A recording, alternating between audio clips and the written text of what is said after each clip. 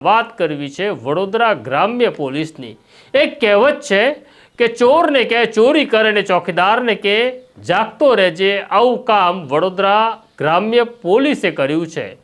વડોદરા ગ્રામ્ય પોલીસે બુટલેગર સાથે મેળાપીપણું કર્યું એવો સ્ટેટ મોનિટરિંગ સેલે એક રિપોર્ટ ગુજરાતના ડીજીપીને આપ્યો છે। ઘટના એવી છે કે તારીખ 8મી જાન્યુઆરીના રોજ સ્ટેટ મોનિટરિંગ સેલને એક જાણકારી મળી હતી કે વડોદરાના વાઘોડિયામાં દારૂનું કટિંગ થઈ રહ્યું છે અને પડોશી રાજ્યમાંથી મોટી માત્રામાં દારૂ આવ્યો છે।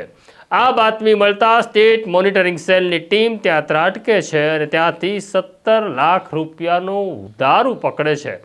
જ્યારે દારૂ પકડવામાં આવ્યો ત્યારે ત્યાં ખાનગી વાહનો હતા, એટલે પોલીસની ભાષામાં કે બુટલેગરની ભાષામાં કહીએ તો કટિંગ થઈ રહ્યું હતું। કટિંગનો અર્થ એવો થાય છે કે જ્યારે દારૂની ટ્રક ચોક્કસ સ્થળે પહોંચે ત્યારે નાના બુટલેગર પોતાના 4 વ્હીલ લઈને ત્યાં આવે અને તેમાં દારૂ ભરી રવાના થઈ જાય અને કટિંગ કહેવામાં આવે છે।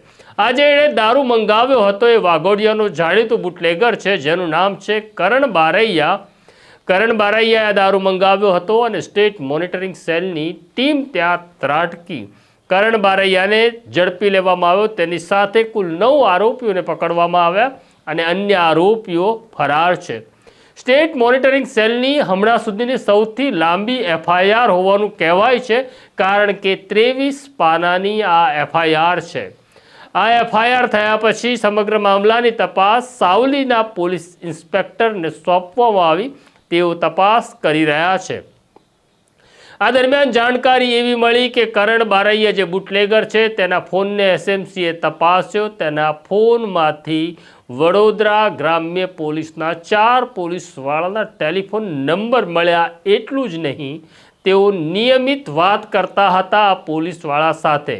જ્યારે સ્ટેટ મોનિટરિંગ સેલે આ દારૂ પકડ્યો એની થોડી ક્ષણો પહેલાં પણ તેમણે વાત કરી હતી। તેનો અર્થ એવો હતો કે વડોદરાની વાઘોડિયા પોલીસ જાણતી હતી કે ધંધો ચાલે છે, દારૂ આવવાનો છે, કટિંગ થવાનું છે। એનો અર્થ આ માગેલી પરમિશન હતી અને તેના પ્રમાણે કામ ચાલી રહ્યું હતું।